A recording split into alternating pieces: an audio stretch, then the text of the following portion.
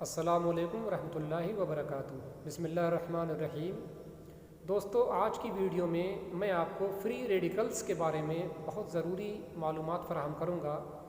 मैं समझता हूँ कि अक्सर लोग फ्री रेडिकल्स के बारे में नहीं जानते कि फ्री रेडिकल्स क्या होते हैं, ये हमारे जिस्म के अंदर हमारी बॉडी में क्यों पैदा होते हैं और इनके ज़्यादा पैदा होने की वजह से हमारे जिस्म को, हमारी बॉडी को क्या क्या भयंकर नुकसानात हो सकते हैं।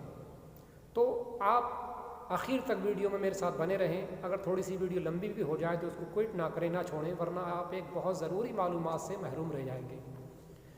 दोस्तों, ये डॉक्टर हैं एक अमेरिका के, जिनका नाम है रे डी स्ट्रैंड, जो MBBS और MD हैं, अमेरिका के हैं। आप जानते हैं कि अमेरिका के अंदर हर चीज़ के मामले में, टेक्नोलॉजी हो, साइंस हो या हेल्थ हो, इसके मामले में अमेरिका कितना एडवांस है।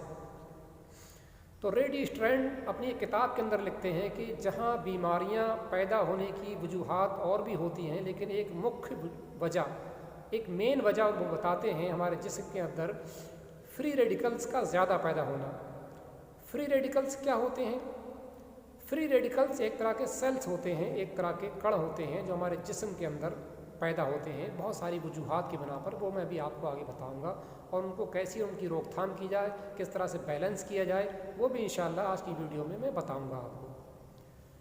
तो फ्री रेडिकल्स क्या होते हैं, इसको आइए हम थोड़ा सा पहले समझ लेते हैं।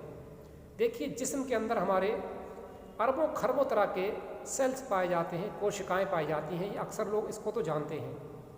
ये कई तरह के होते हैं, इनकी कई किस्में होती हैं। मोटे तौर पर लोग 3 तरह के सेल्स के बारे में ज़्यादा जानते हैं।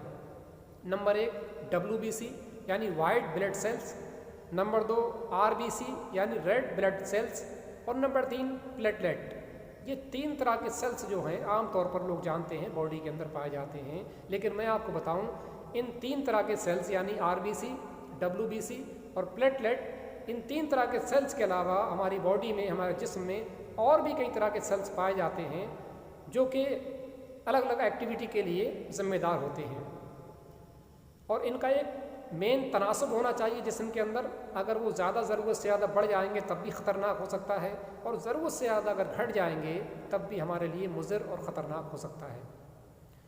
तो WBC और RBC और प्लेटलेट के अलावा एक चौथी किस्म होती है जिसे हम कहते हैं फ्री रेडिकल्स, और साइंस की भाषा में, डॉक्टरी की भाषा में, जिनको फ्री रेडिकल्स यानी मुक्त कण कहा जाता है। ये भी एक तरह के सेल्स ही होते हैं। अब इनके ज़्यादा होने से हमारे जिस्म में क्या क्या नुकसान होते हैं और ये क्यों पैदा होते हैं, इनको बैलेंस कैसे किया जाए, इस पर आइए बात कर लेते हैं।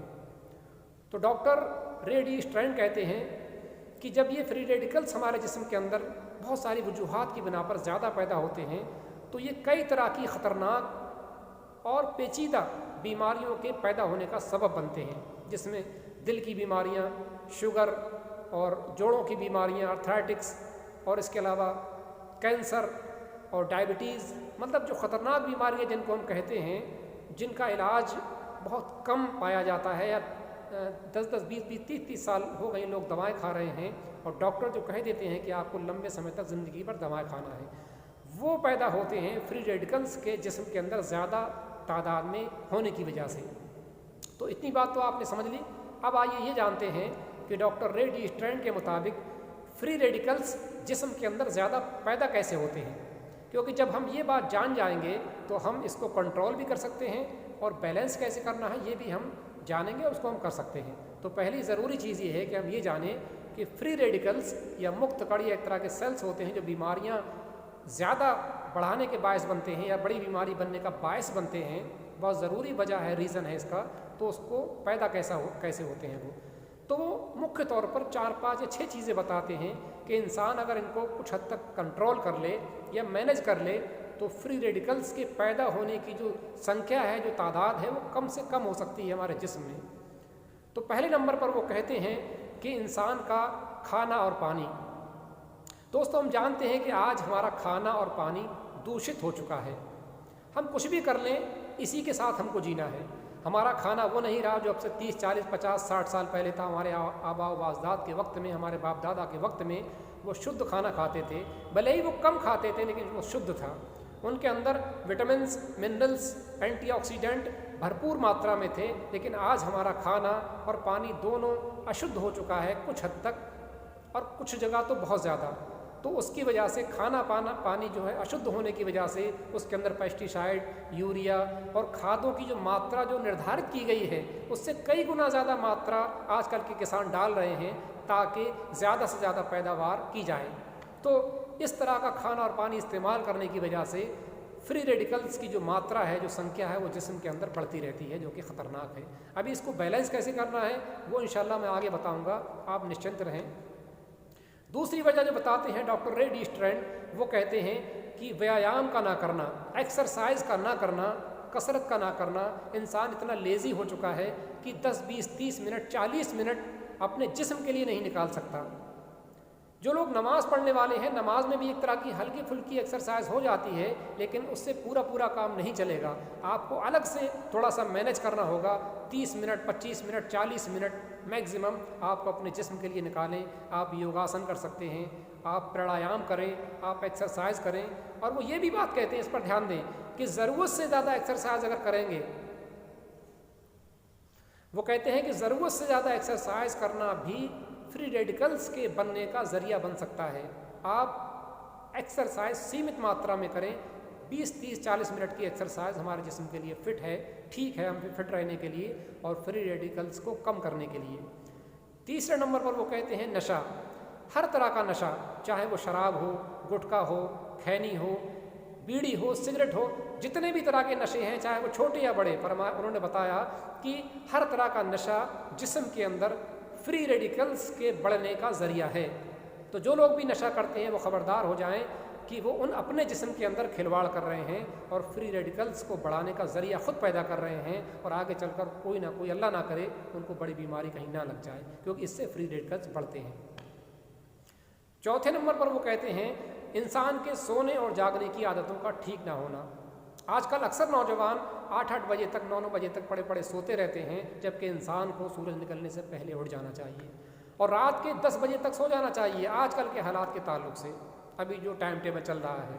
लेकिन अक्सर नौजवान हम देखते हैं रात को 11, 12, 1 बजे तक सोते हैं और रात को सुबह 9 बजे तक उठे रहते हैं। इनकी बॉडी के अंदर, हमारी बॉडी के अंदर एक तरह की जो है एक साइकिल होता है, एक क्लॉक होती है। वो क्लॉक, जिसकी साइंस की भाषा में बॉडी क्लॉक कहते हैं, वो जो है इम्बैलेंस हो जाती है। उसको बैलेंस में लाने के लिए ज़रूरत इस बात की है कि हम जल्दी सोने की कोशिश करें और जल्दी उठने की कोशिश करें, और सुबह उठने के बाद नमाज़ पढ़ें, और नमाज़ पढ़ने के बाद 25-30 मिनट या 40 मिनट आप योगासन करें, प्राणायाम करें, या फिर कोई एक्सरसाइज करें जो आपको ईजी लगे। उससे फ्री रेडिकल्स आपके बैलेंस रहेंगे और जो ख़तरा था वो कम से कम होगा। 5वें नंबर पर वो कहते हैं कि ऐसी चीज़ों का ग़िज़ा में इस्तेमाल करना जो फ्री रेडिकल्स को बढ़ाती हैं, जैसा कि आपका ब्रेड हो गया, ज़्यादा तली भुनी चीज़ों का ज़्यादा इस्तेमाल, चाय का, टी का, दूध वाली चाय का ज़्यादा इस्तेमाल, या फ्रूट्स का कम इस्तेमाल। जो लोग फ्रूट्स का, सब्जियों का कम इस्तेमाल करते हैं, उनके जिस्म में फ्री रेडिकल्स ज़्यादा पैदा होते हैं। तो वो तवज्जो दिलाते हैं इस बात की तरफ कि जो लोग चाहते हैं कि उनके जिस्म में फ्री रेडिकल्स कम पैदा हों, एक बैलेंस बना रहे, तो वो फ्रूट्स का और सब्जियों का इस्तेमाल करें और इस तरह की चीज़ों को अवॉइड करें। जो फास्ट फूड है, जो जंक फूड है, या जो पेप्सी, कोका कोला वगैरह है, या आपकी इस तरह की कोल्ड ड्रिंक्स हैं, इनको कम से कम इनको अवॉइड करें, इनको नज़रअंदाज करें, और तला भुना या मैदा वाली चीज़ों का इस्तेमाल कम से कम करें। कभी कभार कर लेंगे तो कोई हर्ज नहीं है, लेकिन जो लोग इसके आदी हैं उनको आगाह हो जाना चाहिए कि उनके जिस्म में दोस्तों फ्री रेडिकल्स ज़्यादा पैदा हो रहे हैं, और आज नहीं तो कल इसका खमियाजा उनको भुगतना पड़ सकता है।